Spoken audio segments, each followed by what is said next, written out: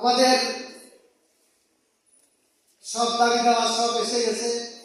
আমরা শাপলা চত্বরের গণহত্যার বিচার চাই, বিচার করতে হবে। শাপলা চত্বরের শহীদদের, শাপলা চত্বরের গণহত্যা যারা করেছে তাদের বিরুদ্ধে মামলা হয়েছে, তাদের বিচার করতে হবে। এবং শহীদ যারা করেছে, এই মামলার যত শহীদ হয়েছে 13 সাল থেকে নিয়ে 21 সাল 24 সালে যত শহীদ হয়েছে, সমস্ত শহীদের যারা হত্যাকারী তাদের বিচার করতে হবে।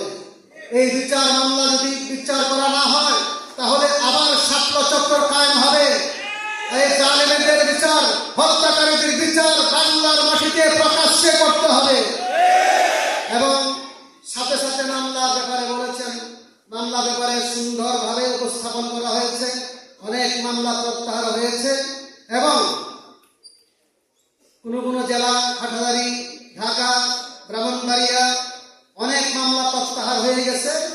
তবে ইসলামাবাদী সাহেব বলেছেন, আমরা একটা সাব কমিটি করেছি, মামলা সম্পর্কে সবসময় দেখাশোনা করতেছেন।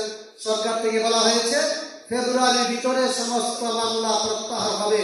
যদি প্রত্যাহার না হয় তাহলে আবার আন্দোলন শুরু হবে, আবার রাজপথে নামতে বাধ্য হবে।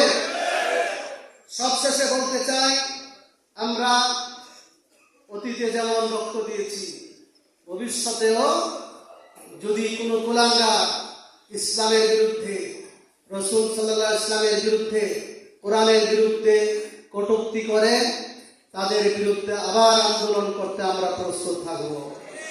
এবং যে দাবি করা হয়েছে, এখন জিলানী সাহেব করেছেন, যারা রাসূলকে গালি দিবে তাদের বিরুদ্ধে সর্বোচ্চ শাস্তির বিধান রেখে আইন পাস করতে হবে।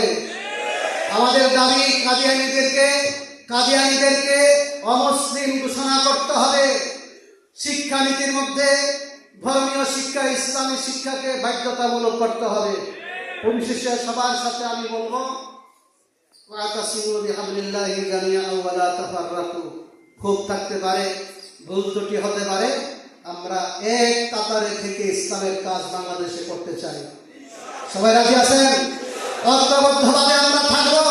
ঐক্যবদ্ধভাবে আল্লামা আহমদ শফী রাহমাতুল্লাহ আলাইহির নেতৃত্বে যে হেফাজত প্রতিষ্ঠিত হয়েছে, হেফাজতকে ধরে রাখবো। ইসলামের বিরুদ্ধে যে কোনো ষড়যন্ত্র চলে, সরকারে করুক, কোন গোষ্ঠী করুক, কোন ব্যক্তি করুক, তাদের বিরুদ্ধে জিহাদ ঘোষণা করতে হবে। জিহাদ চলবে, জিহাদ চলবে, মৃত্যু পর্যন্ত জিহাদ চলবে। আল্লাহ তাআলা আমাদের আজকের এই সম্মেলনকে কবুল করুন।